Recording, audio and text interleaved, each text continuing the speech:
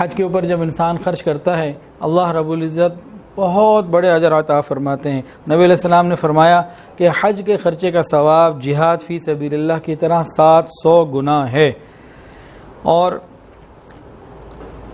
حج کے لیے انسان کو چاہیے کہ فکر کرے، تیاری کرے اور سیکھ کر جائے۔ نبی علیہ السلام نے ارشاد فرمایا، ایک صحابی فرماتے ہیں جابر رضی اللہ تعالیٰ عنہ، میں نے نبی علیہ السلام کو دیکھا یوم النحر، قربانی والے دن یعنی 10 تاریخ کو، کہ نبی علیہ السلام سواری پر رمی کر رہے تھے اور یہ فرما رہے تھے کہ حج کے مسائل سیکھو، حج کے مسائل سیکھو، مجھے نہیں معلوم کہ اس کے بعد میں حج کر سکوں گا آئندہ یا نہ کر سکوں۔ تو حج کے مسائل سیکھ کر جانے کی ضرورت ہے، یہ بہت اہم بات ہے۔ جو لوگ سیکھ کر جاتے ہیں اور وہاں بھی علماء سے رابطے میں رہتے ہیں، کتابوں کو ساتھ رکھتے ہیں، وہاں بھی مذاکرہ اعمال کا ہوتا رہتا ہے، ان کا حج کا ثواب بہت زیادہ بڑھ جاتا ہے، غلطیوں سے بچ جاتے ہیں۔ اگر کبھی غلطی ہو جائے تو انہیں تلافی کا طریقہ معلوم ہو جاتا ہے۔ تو حج کو کرنا اور سیکھ کر کرنا یہ اللہ رب العزت کی نعمتوں میں سے ہے، اس کے لیے فکر مند ہونے کی ضرورت ہے۔ اللہ تعالی ہم سب پر رحمت کی نظر فرمائے۔ حج میں یا عمرے میں احرام کو باندھنا یہ ضروری قرار دیا گیا۔ نبی علیہ السلام نے جب حج کا ارادہ کیا تو احرام بھی باندھا اور تلبیہ بھی پڑھا۔ احرام کے بارے میں چند باتیں۔ نبی علیہ السلام احرام سے پہلے غسل کیا کرتے تھے، اور احرام کی چادر سفید کلر کی 2 چادریں ہوتی تھیں، اور احرام کے لیے اس وقت خوشبو کا استعمال کرنا نیت سے پہلے یہ بھی سنت ہے۔ اور نبی علیہ السلام جب احرام پہننے کا ارادہ فرماتے تو گھر والوں سے ملاقات بھی کر لیا کرتے تھے۔ اس ملاقات کا فائدہ یہ ہو جاتا ہے کہ سفر آگے لمبا ہوتا ہے تو دل کے اندر سکون ہوتا ہے، ذہنی اور قلبی سکون انسان کو مل جایا کرتا ہے۔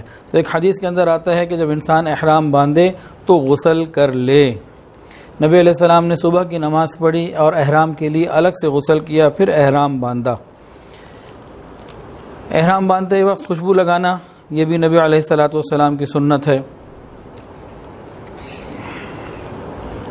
نبی علیہ السلام جب خوشبو لگاتے تھے تو بہترین خوشبو لگاتے تھے، اچھی سے اچھی خوشبو لگایا کرتے تھے۔ باقی معاملات میں نبی علیہ السلام نے ایسا ضرور کیا، میانہ روی کو استعمال کیا، کم قیمت کی چیز کو استعمال کیا، لیکن خوشبو آقا علیہ السلام نے اچھی سے اچھی استعمال فرمائی۔ اللہ رب العزت طہارت کرنے والوں کو، پاک رہنے والوں کو بہت پسند فرماتے ہیں۔ تو صحابہ کرام کی عادت تھی کہ جس وقت بھی احرام کے لیے تیاری کرنے لگتے تو غسل بھی فرماتے، ناخن بھی کاٹتے، لبوں کو بھی تراش لیتے، اور جسم کے باقی بال، زیر ناف بال، ان کو بھی جہاں جہاں ضرورت ہوتی مکمل صفائی اختیار کیا کرتے تھے۔ بلکہ بعض مرتبہ یہ بھی ہے اگر کسی کے بال زیادہ بڑے ہوتے تو بالوں کو بھی کاٹ لیا کرتے۔ تاہم بالوں کو کاٹنا یہ ضروری نہیں، یہ بعض لوگوں نے کیا بعض نے نہیں کیا، لیکن باقی تمام قسم کی صفائیوں کو حاصل کرنا یہ صحابہ کرام کا طریقہ رہا تاکہ آسانی کے ساتھ باقی اعمال کیے جا سکیں۔ جو احرام کے اندر آدمی ہوتا ہے اس کو محرم کہتے ہیں، یہ سائے کے اندر بھی بیٹھ سکتا ہے۔ نبی علیہ السلام کے بارے میں آتا ہے، ایک صحابیہ نے فرمایا کہ میں نے دیکھا کہ اسامہ رضی اللہ تعالی عنہ اور حضرت بلال رضی اللہ تعالی عنہ، ان دونوں میں سے ایک آدمی تو اونٹنی کی لگام پکڑے ہوئے تھے، اور دوسرے جو صحابی تھے وہ نبی علیہ السلام کے اوپر سایہ کیے ہوئے تھے۔ تو یہاں سے معلوم ہوا کہ محرم سائے کے اندر بیٹھ سکتا ہے، چھتری وغیرہ استعمال کر سکتا ہے ضرورت کے وقت میں۔ احرام کے لیے نیت بھی ضروری ہے۔ عمرہ کرنا ہے، حج کرنا ہے تو نیت کرنا بھی ضروری۔ نیت دل کے ارادے کا نام ہے۔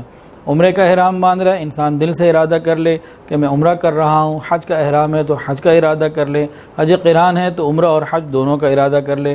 تو نیت کرنا یہ دل کا عمل ہے اور یہ ضروری ہے، اس کے بغیر نہ حج پورا ہوگا نہ عمرہ پورا ہوگا، نیت کرنی ضروری ہے۔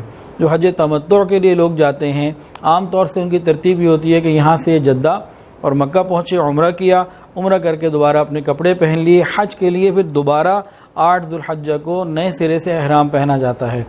تو جو پہلی نیت ہوگی یہ عمرے کی ہوگی اس صورت میں، اور 8 ذو الحجہ کو جب دوبارہ احرام پہنا جائے گا اس وقت حج کی نیت ہوگی۔ لیکن اگر کوئی شخص آخر میں جا رہا ہے اس نے فوراً ہی عمرہ کرتے ہی اور حج بھی کرنا ہے، حج قران کرنا ہے، تو ہر آدمی اپنے اعتبار سے نیت کا خیال رکھے اور علماء سے مسائل کو پوچھتا رہے۔ نیت کرنے کے بعد تلبیہ پڑھنا یہ سنت ہے۔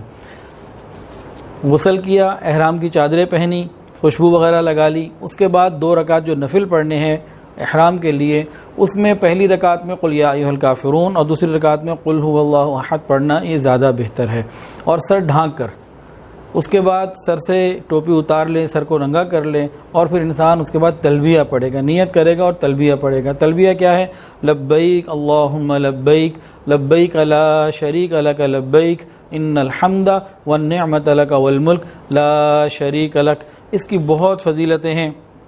ایک حدیث کے اندر تلبیہ سے پہلے بھی کچھ کلمات آئے ہیں، بخاری شریف کی روایت ہے، حضرت انس رضی اللہ عنہ سے روایت کہ نبی علیہ السلام نے سبحان اللہ الحمدللہ اللہ اکبر کہا، پھر تلبیہ پڑھا۔ اگر یہ عمل بھی ہو جائے تو یہ عمل اور زیادہ بہتر ہو جائے گا۔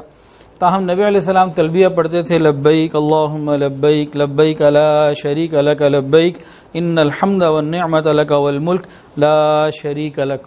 یہ تلبیہ حج کا شعار ہے، اور انسان تو اللہ کی محبت میں جانے والا ہے۔ عاشق جب جاتا ہے نا تو نعرے لگا رہا ہوتا ہے، آہیں بھر رہا ہوتا ہے۔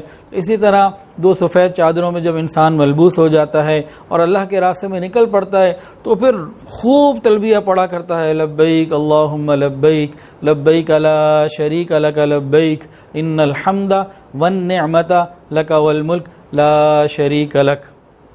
اس کو صحیح الفاظ کے ساتھ ادا کرنا یہ بھی ضروری ہے۔ بہت سارے حاجیوں کو دیکھا کہ اس کی ترتیب ٹھیک نہیں ہوتی، ون نعمتوں کو ول نعمتہ پڑھ رہے ہوتے ہیں، کوئی کسی طرح سے پڑھ رہا ہوتا ہے، کوئی کسی طریقے سے پڑھ رہا ہوتا ہے۔ تو انسان کو چاہیے کہ جب حج کرنا ہے تو تلبیہ بھی کسی کو سنا کر اپنے الفاظ کو ٹھیک کر لے۔ یہ تلبیہ کیا ہے؟ یہ اسلام کا ایک شاعر ہے، شاعر میں سے ہے، اور حج کا ایک بہترین عمل ہے۔